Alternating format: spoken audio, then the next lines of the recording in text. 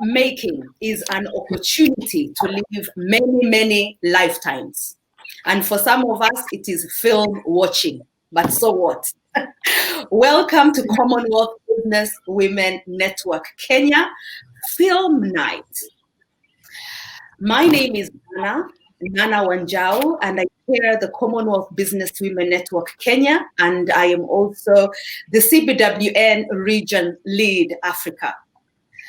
Let me tell you a little bit of who we are at Commonwealth Business Women Network Kenya.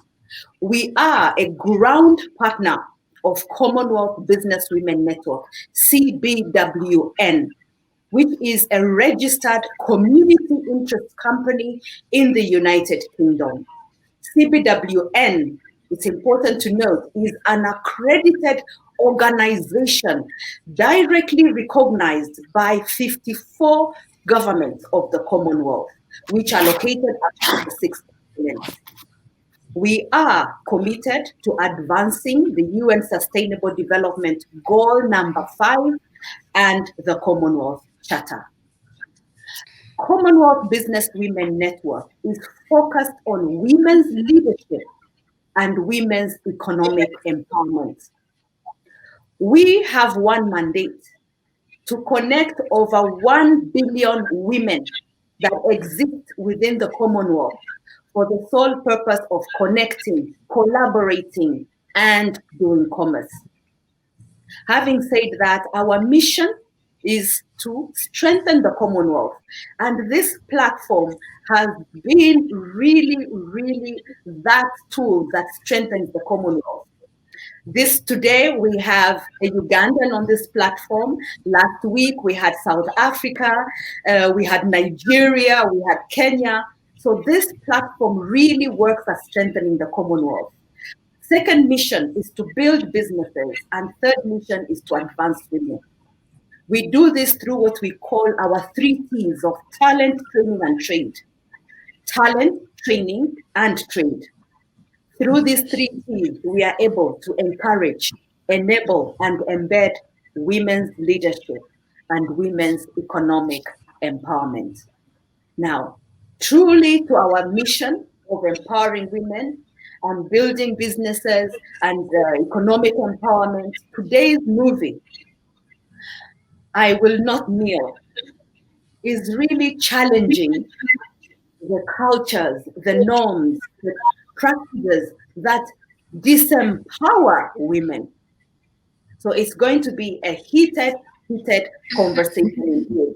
I now invite our guests. I know you're all excited like I am. Let me start by the way, Njoki, before I introduce our guests, you will know we are truly ahead of our time. Guess what is the International Women's Day 2021 theme? It's Rules to Challenge. Rules. A challenged world is an alert world, it says.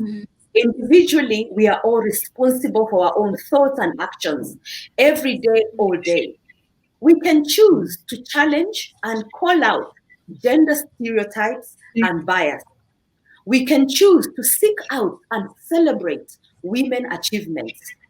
Collectively, we can create an inclusive world. From challenge comes change. Choose to challenge. How timely is that? I love it. So timely, Nana. Yes. Now, let me introduce our guest. We are amongst legends today. Yes, we are. And I love this platform because every other week we get to connect with the legends, the movers and shakers of industries. Hilda Awori is a Ugandan film and television producer, director, and scriptwriter. She possesses a bachelor's degree in drama and film from Makerere University. She also possesses a postgraduate diploma in film and television production acquired from the Multi-Choice Talent Factory Academy based in Nairobi. She has been involved in a number of productions as a writer and producer, amongst which include The Campus, a local drama series about the joys and hardships of university life in Uganda. Promises, an award-winning student film which captures the struggles of single fatherhood. And Sulo, we discussed that one on this platform. Another award-winning student film about a hidden community that fights to protect its unique resources in the wake of the king's death. And so much more about Hilda. I know she's going to tell us a little bit more about herself. And one of my favorite people, Mary. Mary Mukindya is an executive leadership coach, emotional intelligence international practitioner, leadership trainer, workshop facilitator, public speaker, and a business consultant to organizations and C-suite executives both locally and internationally. Mary is an active promoter, trainer, and speaker on the need for individuals and corporates, particularly women, to take ownership and maximize their potential, as evidenced by her full circle with Mary. Who doesn't know that? Mary, I'm coming to sit right under your feet there. And there's so much more about Mary. She's a senior executive in the oil and gas industry for the 25 years of her 30-year professional career, serving in ExxonMobil, both in Kenya and UK. Now, there is so much about Mary. I will skip a lot because she's going to tell us more. However, I want to say she is also the recipient of, where is it? I saw it. She's the recipient of, Njoki, have I lost it? Here it is. She's the recipient of the Moran of the Burning Spear. How's about that? Now, I hope we have not lost Njoki. If we have, she will join us shortly. But may I invite our guests, Hilda and Mary, please, karibuni sana. Thank you for your generosity and honoring us with your presence today. Before we jump into the film, let's hear a little bit about each one of you. Hilda, let's start with you. Tell us a little bit about something I didn't mention. My name is Hilda, like has already been said, Hilda Awori. I am from Uganda, currently staying and working in Kenya at the moment. You had talked in my introduction about some of the movies I've worked on, but I'm also a documentary filmmaker. Awori was my first documentary film. Yeah, I was the writer, producer, and director. And besides documentary, I'm also doing television. I'm currently working on pilot episodes. Yeah. Oh, fantastic. Njoki, is that you in the dark? I am back in the dark. It's romantic. The power went off, and by the time I go out to switch on the alternative power, let's just continue. I just wanted you to know what has happened. You continue, I sort myself out. Yeah. No problem. We were just introducing ourselves. Mary, please tell us something about you. Something I didn't read. No. Thank you so much, Nana. I really think what I would love to say is that I love working with people.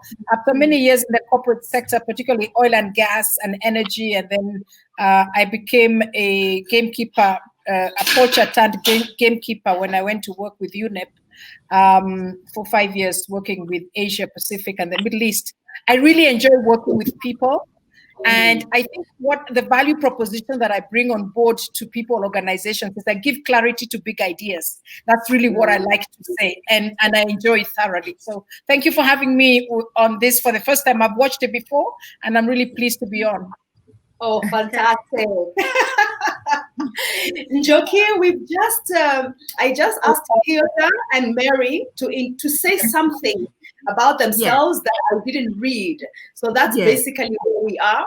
I know we're expecting another guest from the Kenya Film Classification Board. Yes, yes. So let me introduce Ayaya. I know he's barely catching his breath. He's just logged on. We just had an apology from Dr. Ezekiel Mutua, who is stuck in a government office.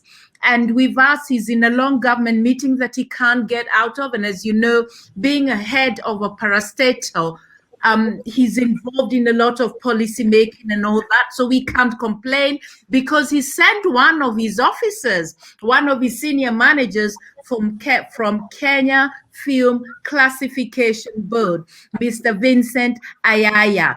Vincent, welcome on board. We're starting to feel lonely being only ladies. Would you like to tell our audience one or two things about yourself? We can't hear you. Thank you, Njoki, for... We can hear you. You can hear me? Yes, we can. Yes. Thank you, Njoki, for inviting me at this particular point. Our CEO was actually held up in a meeting, and he asked me to represent him on this panel. And I found it interesting because one of the things I find amazing is the power of empowering our women to see things different in this particular world. I'm a father of two, and for that matter, two girls, and I'm proud father of two girls. So this matter would be interesting for me. You more than professionally. Professionally, I work as in financial management. That's where my profession is. I'm happy to join you. Okay, thank you. Nana? Nana? You mute, Nana? Unmute, Nana? Can't. Yes, there you are. What? The most famous word in 2020 is unmute. That is so true. That's true. Yes. So here I was talking. Thank you so much. Welcome, Mr. Ayaya. Thank you for gracing us. I think now we can take the conversation onto the floor in Njoki. I am personally interested in hearing the different views because guess what? I come from a small village called Bukoba. It is by the shores of Lake Victoria on the Tanzanian side. So we are literally at the border with Uganda. And we kneel. Mm-hmm. Yes. Yeah. I come from, I'm like Hilda, I come from a culture that actually practices kneeling. So let's get into the conversation. Wow, amazing, amazing. So welcome all of you, our panelists. And let me also thank Omoa all the way from the USA. She was our guest before, and then I can see she's logged on. She was spot on time saying, hello, I'm here. I also see Brian Maloba, you're there. There was also a Miss Vincent. I think she's gone off now, but she was around. Keep those who are seeing us, those who are watching us and listening to us on Facebook, please drop your comments, even if it's just to say, I am here.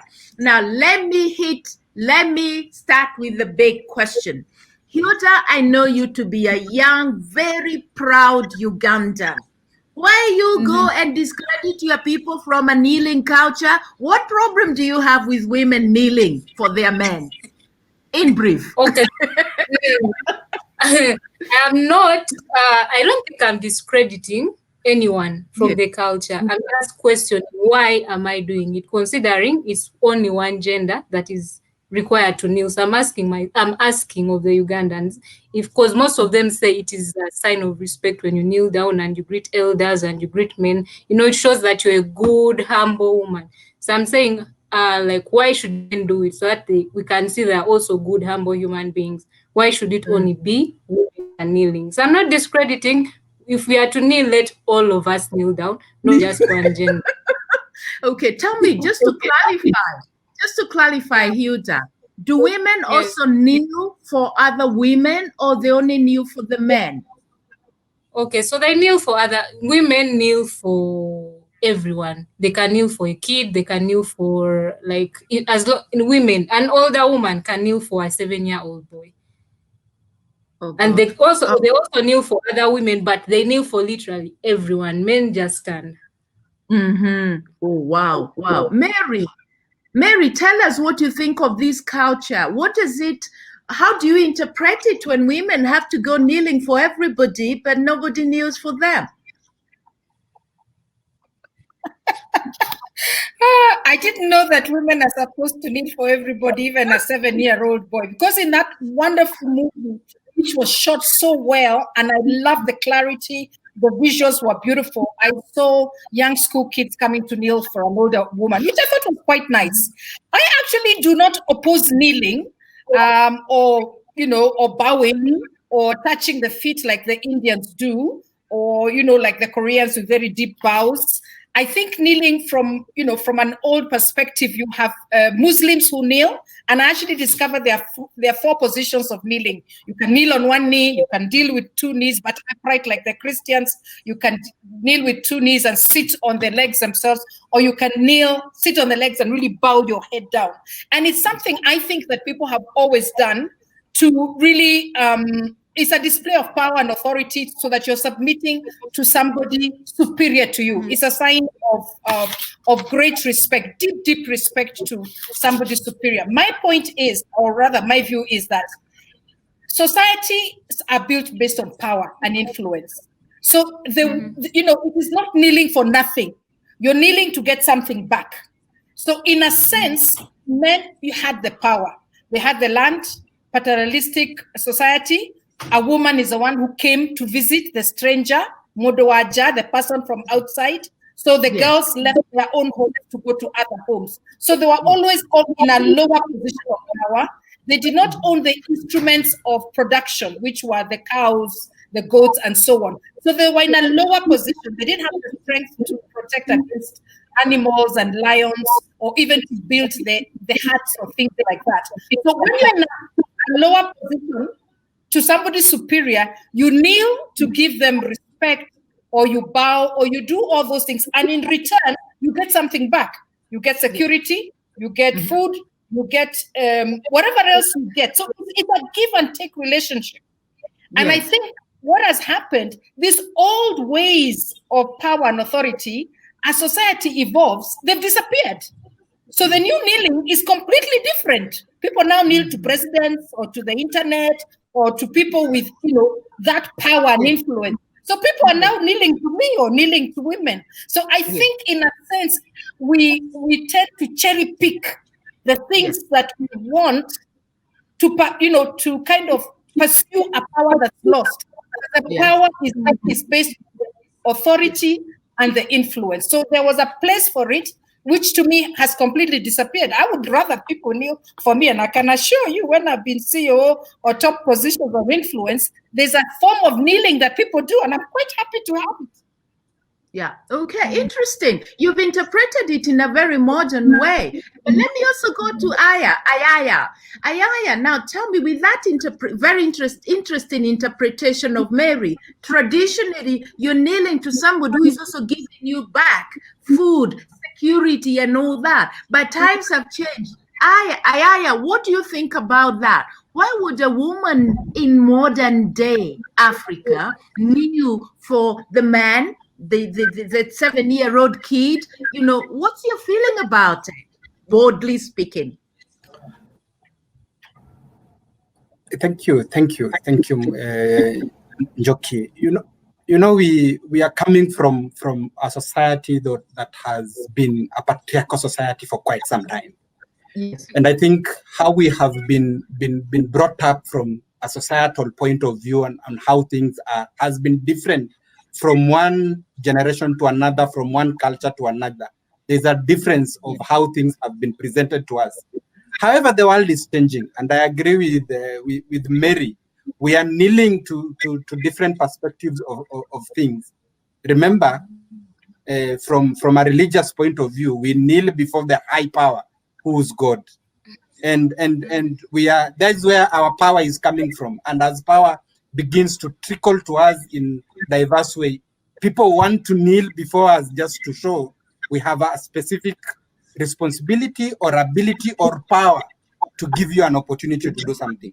However, we can look at it from a different direction. I think we can change the conversation and empower a society that is viewing what we do, whether culturally, religiously, or whatever manner we are taking, and we are saying all of us can equal, but we are providing an opportunity for all of us to have an equal measure of understanding. How do we support the various responsibilities we have without necessarily showing that this is a lesser human being, this is a powerful human being? And I think that's where we need to take the conversation. I was brought up in a different perspective. I was brought up on a different perspective as a man. And luckily, I was brought up with a mixed understanding of what a family is. My mother's first rule of choice: there is no woman and there is no man in this house. Each one of us, you have to hold your responsibilities equally, irrespective of who you are. And I will do the small chores with my sister together. And we had a timetable of executing assignments. But I am still that man. There's nothing I've lost. So it only remains a perspective of how have we brought up people to view things and how they need to be done. I think that's where we need to identify the conversation so that all of us have opportunities to execute whichever assignments we are being given without necessarily looking at me, I am a woman or I'm a man. I think that's where we need to take the conversation. That's where we need to take the society. Interesting, very good thoughts. Arnold Sangili, and please, panelists, keep looking at the comments coming from Facebook. Arnold Sangili says, men also kneel when they are proposing, but that's once in a lifetime, you know. Once in a lifetime. That's once in a lifetime. I go back to Hilda. Hilda, yes. How did your grandmother or the age mates of your grandmother take it when you say, I will not kneel? The first time maybe you decided, I won't kneel.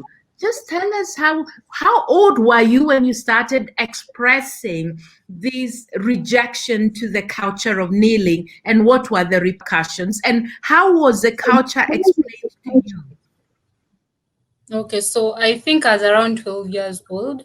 So I come from a family where we are 5 and I have 4 brothers. So what happens is every time a visitor showed up, we would like go to the living room and, like making a line to greet the visitors. So in this line, I was the only one that was ready to kneel down, and I'm the second born. So in my head, I'm thinking, hey, why am I the only one who is kneeling down?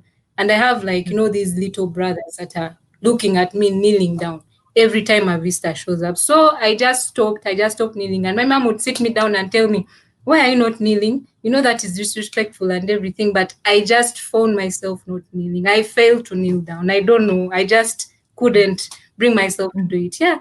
So my mom just gave up at one point. And I think she would just go on and tell every time visitors showed up, she would first say it. My daughter doesn't kneel down. Yeah. But I would go ahead and bring visitors. Yeah. You in your documentary, you went out to the village. You even talked to this very eloquent man who had, I think, 3 wives, and he explains how he admires and respects the way his wives come and kneel to him, and he says he likes that respect. So if you could put yourself in the shoes of that old man and the others who believe in that tradition, why do you think that they feel it's a good and fair tradition? Because every tradition has got its own genesis. Yes, I asked them that question, and the only answer they had was respect. Like that is how my wife shows me respect. So I was asking them, is there no any other way like your wife can show you respect without kneeling? They're like, no, no, no, no, no, no, no, no. It's a very beautiful tradition. When my wife kneels down and greets me, I feel so honored as a man. I feel like I don't know what it does. For them, it is about respect. It's about that she's my wife, she has knelt down, and I'm up. She every time she greets me, it keeps enforcing that thing. I'm superior to her. So it's like, every time my wife kneels down, it just shows I am superior. I'm superior. I'm superior. So for them, it's about constantly if I can say, massaging that superiority for them. But Hilda, one last question for you is that there are women who do it very willingly and are happy doing it. In your opinion, as a Ugandan, what do you think is the reason that makes them feel so happy doing it? Besides them doing it as a tradition, there are those who will do it. You know, it's like those traditions where women will tell their husband, "You haven't beaten me lately. Have you stopped loving me?" So Hilda, those who respect it and do it willingly with all their heart and they're happy doing it, what reasons do you think they use? I'm just asking you to speculate here. Okay, so I asked that question also. All the women you interviewed were very happy. They were actually shocked that someone should have a problem with kneeling. All of them were happy doing it. So how it makes men feel superior every time a woman kneels down. So the women, they feel that, that I don't want to say weakness, but for them, they feel that, like, he's my man, I've knelt down for him. They feel like given respect. They feel like I lack the right word for it, but they feel belonging to the man every time they kneel down. They feel like they are owned. They feel kept, if I can say that. Yeah, so they are happy doing it. Yeah, they feel in a happy place where they're protected and owned, if we could use that term. Interesting. I'll go back to you. Yeah. Mary, I will pick a point that you raised on getting something back. I find this equivalent to when I go to some office block and they ask you to leave your ID card at the front desk.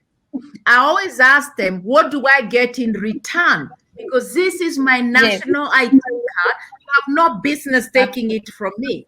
I understand the law is they take it and they give you something temporary.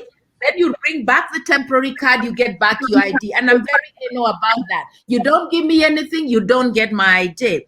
So, Mary, in this modern day, you are very liberal, intelligent, assertive lady. Now tell me, if we were in that culture ourselves of kneeling, what would we be expecting back? Imagine you are a career woman like Hilda. When one of your kabakas married a professional from the World Bank, Washington, D.C., a Ugandan lady who had a very executive position in Washington, D.C., World Bank, and she got married to a kabaka. Now, when she kneels down, somebody take over the conversation. Mary, modern day woman. Honestly, I think that we all have our equivalents of kneeling. I mean, you have the Kalenjins and the Maasais where you bow the head and then you're touched on it. I talked about the Indians. Even today, they go down in front of their elders and they touch the feet. If they come into a house, who are the ones who go like this? Some type of Muslims they have. So I think we all have our equivalent. And for example, modern women, there are men who do not eat food that is made by the house girl. So whether you're a high-tech CEO in some board or you're running around wherever, you come back and you're the one to cut the meat and serve his food. Or that the bed cannot be made by any other person and the bed cleaned by that person. So I think what happens is that men, as the heads of the households, as the providers, because they have 5 roles. They're the provider, they're the protector, they're the priest, they are the prophet of the household, and you do have to work as partners, but you must have somebody who is giving the vision. Then obviously, for that he's providing, then the woman says, this is what I will do for you. I remember a friend of mine where they would have his seat. Then when he comes, you bring the bedroom slippers, take out his shoes, he puts his feet up. When you do kanyamachoma on weekends, it comes first to his place, he's the one who cuts. So we all have our little cultures, our little social kind of norms within our homes that give this respect in whatever way that we head. But then is the provider. So where you have somebody who's not providing, the guy comes in drunk every day. He does not pay school fees. He does not pay. I mean, we know that a number of women are sincerely holding their households 50 or 60% or 80. They're the ones going to children's meeting, going to their parents' teachers' meeting. They're the ones paying the school fees. they're paying the maid. I mean, in the end, you say, hey, now are you going to do your own little kneelings of whatever format they take? You're probably going to say, hey, the respect and the give and take of what society and natural life is not there. I'm not going to do it for you. Yes. Yeah. Interesting. I had a personal experience where somebody was saying, I don't carry keys to my own home. This is at one of the tribes. This is their habit. Whether I come at 3 a.m., I come at 2 a.m., I come at midnight, I cannot open. In our tradition, we don't open the door. So here you are, you're senior executive, you're running around, you slept 10, 11, came back, waking up at 5, get the kids of 5:30, and out of the house by about 6:30 because of transport, because of the traffic. And somebody's coming at 3 a.m., 2 a.m., and they cannot, tradition does not allow them. So that's a form of kneeling. And then you must give them food, and it must be what's not my. That is kneeling in some sense. Allah? Yes. No. Yeah, that is kneeling. That is true. Ayaya, tell us about what you think of some of the modern educated couples where they both have a full-time job, but when they get home, it's the man who sits in front of the TV with the newspaper reading, and the wife must be the one to cook the food. The food shall not be cooked by the house help. It shall not be served by the house help. Please talk about that in terms of equity and equality. Thank you, Njoki. As I did say earlier on, you see, as a society, when we want a society that is more appreciative on the things each one of us can perform, then we become a better society. A society whereby we will say that if you have an opportunity, a one and a one coming together, they can hold a stick and each one of us will be able to go into a specific direction and we achieve an objective. Then we are home together. It becomes that we have made a contribution to our well-being. And in a society, we look at how well-being shall we support one another. And I think that should be the bottom line. Can we support one another to achieve our objective? And by achieving objective, I do not stumble or sit down on someone so that I achieve an objective. I do not kneel before someone so that I achieve an objective. Let me give you a simple this weird.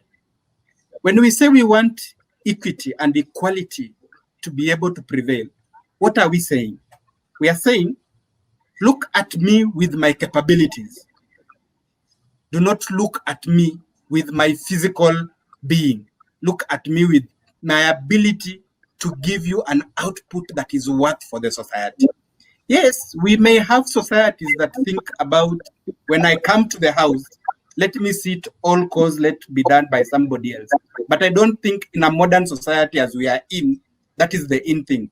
We want to go home, all of us, and reach home, and each one of us are distributing the responsibilities. Ensure that water is on the cooker. I will come and finish up. You can rush to your bathroom, do your bathroom. Then I come as you continue with other chores. That is the responsibility we need to be bringing on the table, and that's how we will influence our equity. Look at the current conversation in our country when we say that how do we ensure that there is the equality where we make equity and equality where we are making decisions. Really, if we were a society that was progressive, we will not be saying that the law should force us towards that direction. But we will be fair and say, we will carry one another with respect and allow each one of us to perform their duties. And I think that will be a better society. We will live a better society without us looking at one gender that is so more powerful than the other one. And I think this is the case where Hilda is saying, why am I kneeling? If it's respect, there are various ways you can show respect. In the African tradition, by me holding a hand this way, I have shown respect. By me doing, what Indians say, namaste, I have shown you respect. So I do not need to belittle you so much that it is so outspoken for me to know I have the power. No, that's not the direction we need to be looking at. Good point. And No, I agree with some of what you've said, but I think, like I said previously, these things arose from a power play. You are more powerful than me. I need this from you, and then I will provide that. But with time, and I like one of the points you're talking about, inequality of duties, is that in time, as the modern world changed, as the old traditional world changed, we found that the Western world, or people getting more modernized, the roles that were there for the young boys to do. In some tribes, boys used to look after cattle. They had certain tasks. Men were to do this, clear the field first. Then the women would come and do a certain job.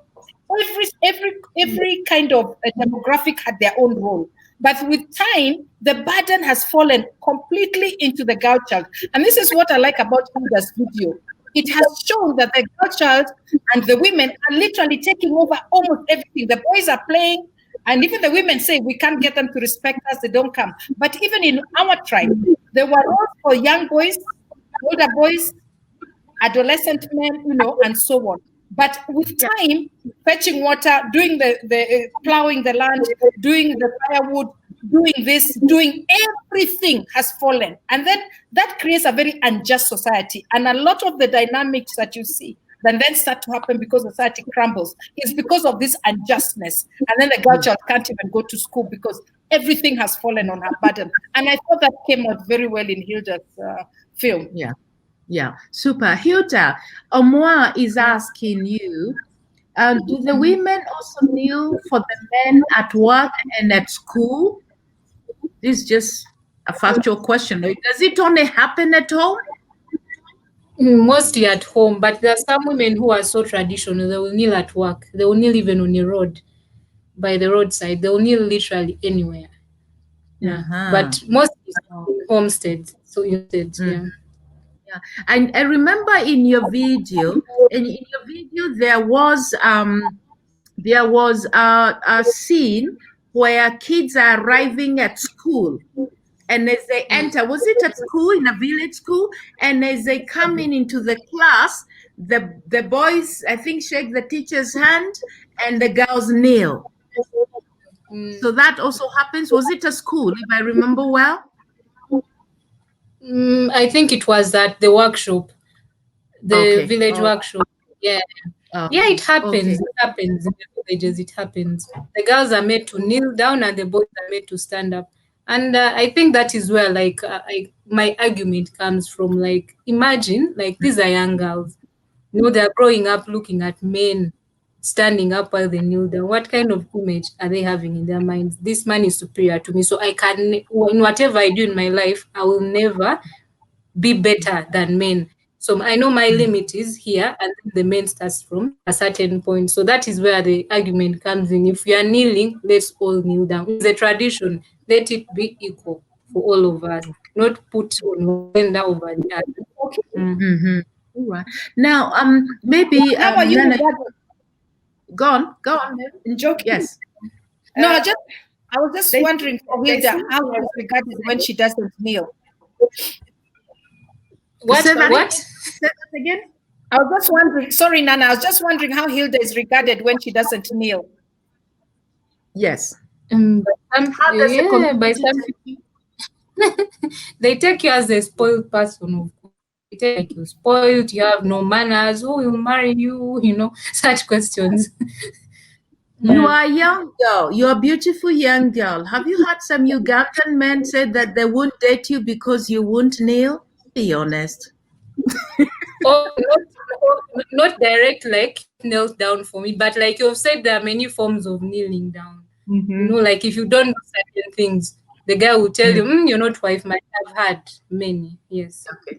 You're not wife material. Okay. Now, over to you. Yes. I really just want to commend Hilda and the young women that are speaking up, because your voice really is your power. And when I started, I talked about choose to challenge, which is our International Women's Day theme for 2021. Choose to challenge. And it goes on to say a challenged world is an alert world. from challenge comes change. Now, what's important is that Hilda and the likes of Hilda, the young people who are asking why when they couldn't before. That is a very, very powerful position to be. This is what we need to encourage all our young people. Yes, we know we found the cultures and we went through the cultures, but we also have to stop and ask why. Yeah. What's the logic behind this? That is a very powerful position that young women should never lose, should actually embrace. We need to encourage that. Back to you, Joe. Nana, you're making me think of, as you were talking, I was thinking, what's the equivalent in the corporate world, in the modern world? You know, Joki was telling me from our side, we were talking earlier when you were off air. I would say that the equivalent, what I see in boardrooms or I see in meetings of the equivalent of kneeling in the corporate world is many young, even older women come into a boardroom and the whole meeting, they don't talk. And I think, Joki, you know what I'm saying? They don't talk, they don't participate, they have very good points and they defer to everybody. And then outside the meeting, they go to other men and tell them what they should have said. I think that's a form of kneeling. You're not challenging the system. You also speak up and be heard. All the women keep quiet, or these government meetings, they go and sit all at the edge. They don't come and sit at the table. And I think those are things of equivalent kneeling, of not making your voice heard at a boardroom. That's true. Yeah. And that is another culture. That is another culture of be seen but not be heard. Yes. Yeah. You are raised in that culture of be seen but not be heard. Be pretty, sit there, be pretty and keep quiet. Yes. That's where it comes from. And those are the things we need to undo. We need to undo so that the voice becomes their power. Imagine when they can speak. Imagine when they can speak. They ask questions. They challenge the norm.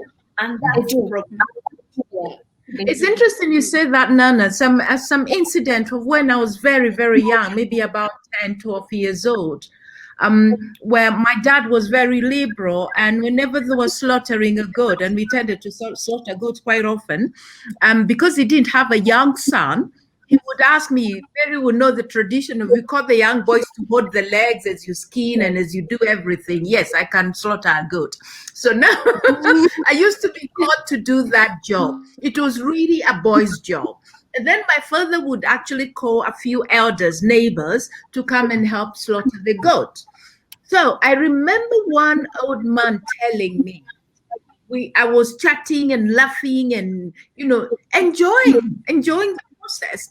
And this old man told me, young girl, you little thing, where we are, people of your age don't talk.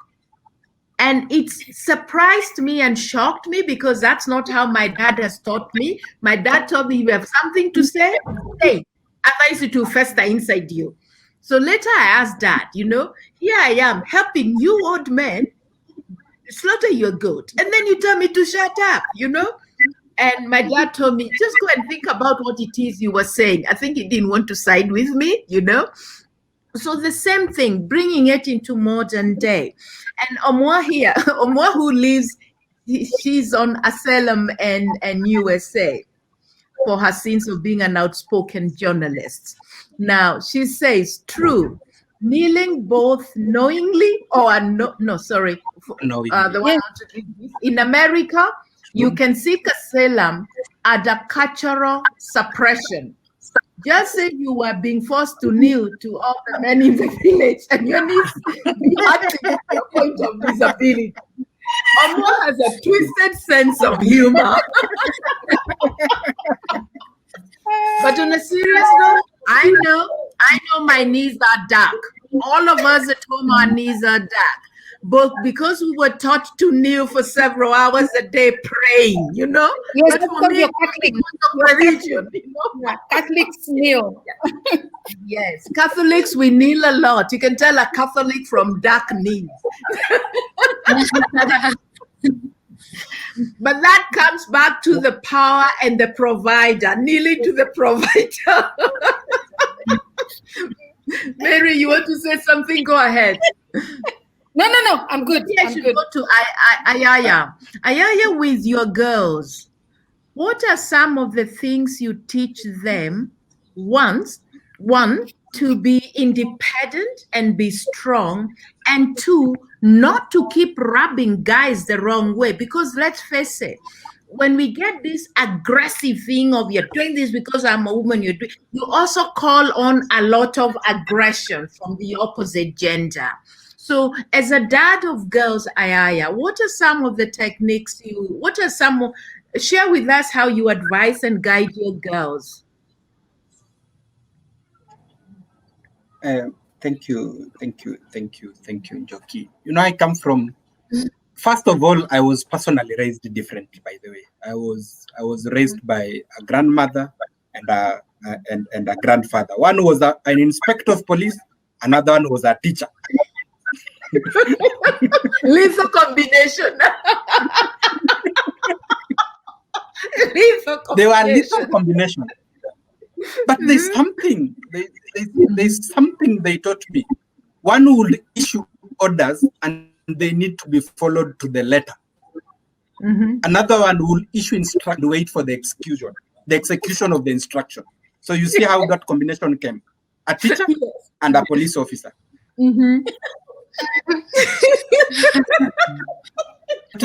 They were always clear on how they want you to execute.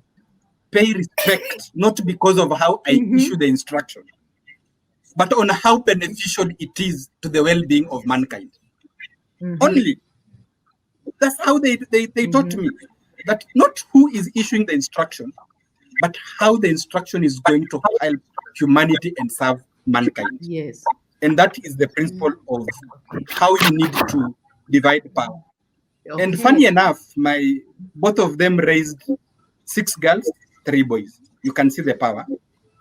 Yes. And their command was equal.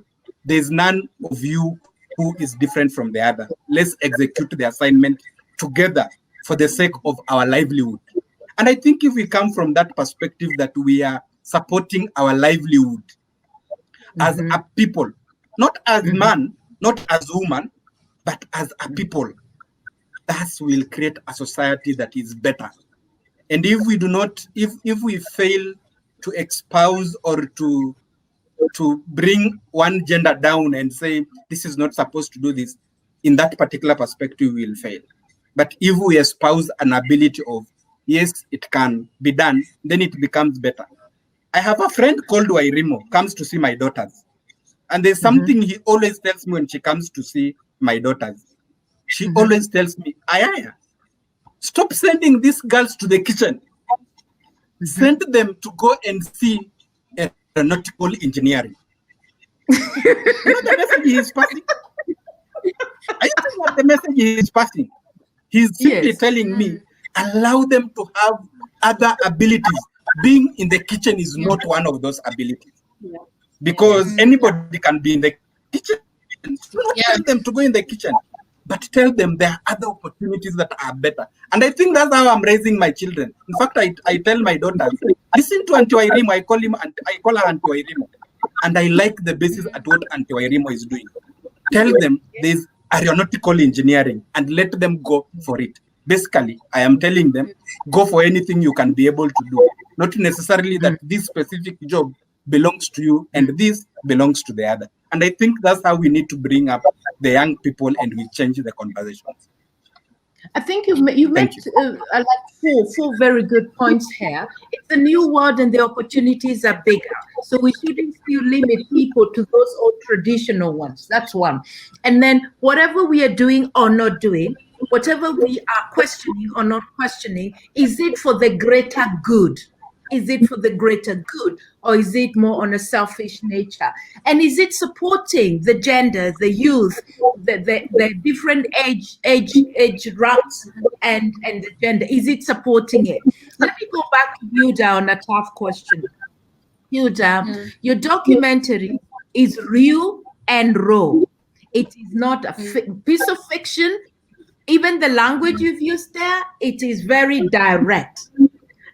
I was discussing film acquisition with somebody who is doing that for broadcasting. And we talked about many different films and documentaries. And I remember the person saying on yours, ouch, that language some places in Africa, they might be a little bit nervous. It's too bold, it's too bold. But maybe people in the US, in Europe, love it. What do you think about that, Hilda? Is it that in Africa we don't like to call things as they are? I think, yeah. I think people don't like to be shaken up. People like to be comfortable.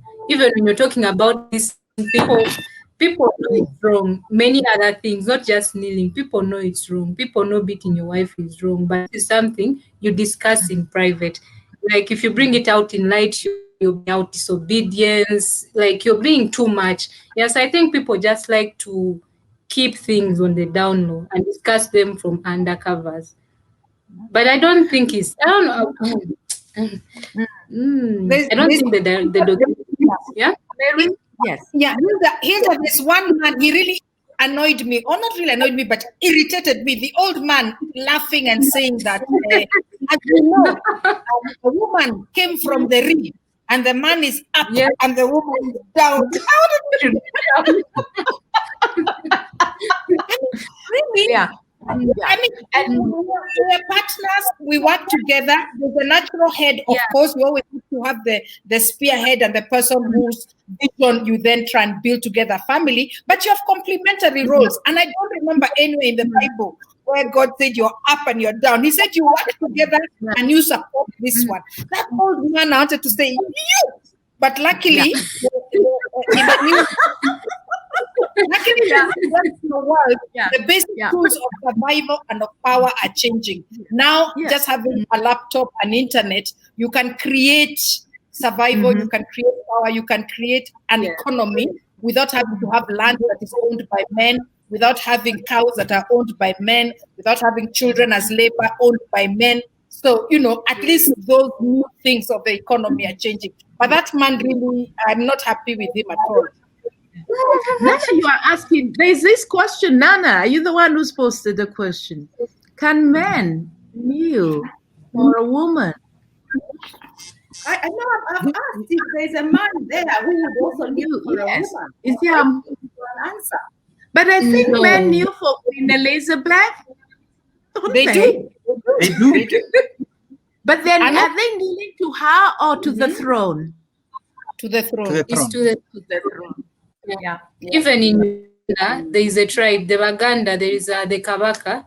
There are men who kneel down for him, but they're only doing it for on such cases like the Kabaka, the king, but not for their wives. Okay. And I know Madagascar is a maternalistic society, so I don't know if they kneel there, but Madagascar is one of the few societies in the world that's maternalistic. Wow. It's amazing. Culture, riding on Mary's point, culture evolves. And, as now more men are even staying home to look after children, this level of power, I'm wondering if we are also going to, at a point, that's why I asked that question, are there men who are kneeling to their women? Is there, does that Wow. It is happening. It is happening, and I think that's why there's a backlash. There's a backlash of violence against women. Particularly in the background. There's somebody with noise in the back. I wonder how it's coming from. Let me try and turn you off and see where it's coming from. Okay, all right. Go ahead, Mary. What I was saying is that because of the economies of trade and women getting a lot of power, getting into positions, the modern world, and having economic power, a lot of women are becoming powerful, and there's a backlash against women in this, and you can see it in violence, you can see it in the number of single households. So I do think that yes, it's certain to happen, and you can see a sort of backlash against that, because then where men feel, where am I fitting in a society? Yes. Yeah. Okay. Believe it or not, we are done with our 1 hour and going beyond. So I'm going to ask you, I know, Mary, I told you this hour just goes so fast. I'm going to ask each one of you to make... Wait, Joki. You know this hour moves too fast. Just when we are getting into the conversation. Just when it was warming up. It's just because you see the conversation, but yes, I know it's always like this. But anyway, I wanted to say, as a mother of boys, Ayaya, I'm a mother of 2 boys. You're a mother of 2 girls, so we need to. We begin. Yeah. Absolutely. We'll be there as witnesses. Raise my boys to, first of all, be able to do everything. Whether you have to go and make your tea or peel potatoes, you can do that. And they really grow up just being able to walk in and out of the kitchen as they please, when they please, doing what they need to do. But I also raise them to know that a strong woman is an asset to the family, an asset to the family. So treasure intelligence, treasure ability to speak. Don't be afraid. You must embrace a young woman who has her own vision, mission, dreams. If you have, and by the way, when I'm having these conversations, my oldest is in university, so we are having those conversations of relationships. You're going to meet these powerful, self-driven women. That's the kind of young woman you want to connect with. They are an asset. They add value. Together as partners, you will create a beautiful, rich, fulfilling life. I like that. Planting it in them when they are young. Ayaya, father of girls, give us some concluding remarks. This discussion must have a part 2, but we have to add the part 1. Okay, go ahead, Ayaya. I'll just like what Nana has said, and that is powerful. That we need to be able to guide our children, both gender, on the power of us being able to do any responsibility, because any responsibility that we carry out, by the way, is for the service of mankind. That is the bottom line. It's not for the objective of making another one to be superior and another one to be inferior. But the objective is to ensure that we are serving humanity. And that should be the point. I think that's my parting shot. I love that. Mary, and then I'll go to Hilda. Yeah, I think for me, there was a phrase, one of the women towards the end who was mixing some English words with the tribe, Uganda, whatever the language is. She said something that, she said it's culture that's treating women wrong. And I love our culture. I think as Africans, we have so many beautiful cultures. Some, of course, have with time, they're going out of fashion. The need for them, as Ayaya is saying, what was the reason behind that culture? It had a very good purpose.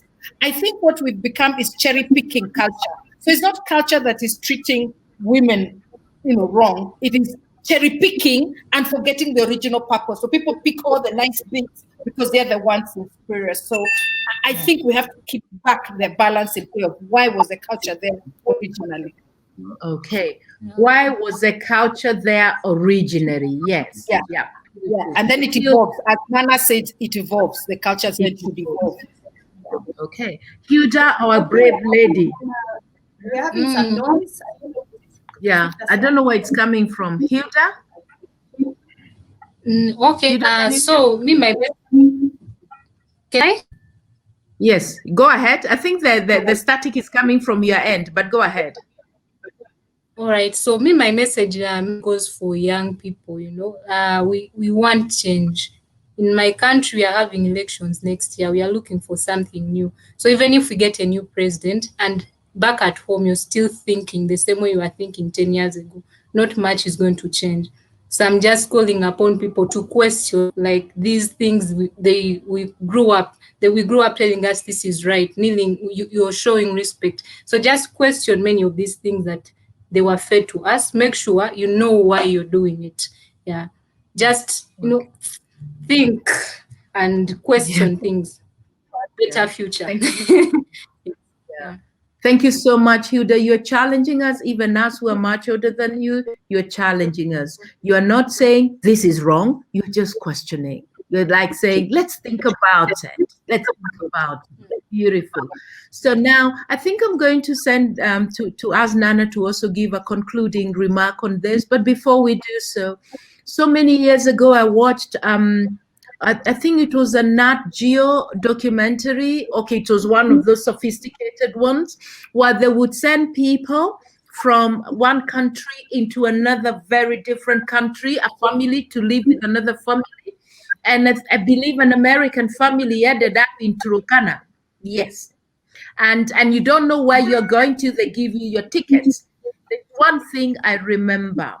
The American lady wanted to show gratitude to the woman of the family, the host in the Manyata, in the traditional huts. And she decided she would go to the local market and get chicken and cook chicken for the family, cook a meal, because this family had been for 2 weeks, had been cooking all meals for their visitors. And the woman of the home, the Turkana, I would say Turkana lady, but I don't remember who exactly it was, she kept telling the children, you girls, the female children, you girls remember women don't eat chicken in our tradition. How do we tell this foreigner that we do not eat chicken? And from that day, I've been asking myself, why would a community, why do some communities decide, no, women can't eat eggs? Women can't eat chicken. Is it so that all the meat is left for the men? I don't know. I'm only asking. Nana, over to you. You told us the theme for International Women is to start questioning the rules. I've just questioned one. What's wrong with a woman eating chicken?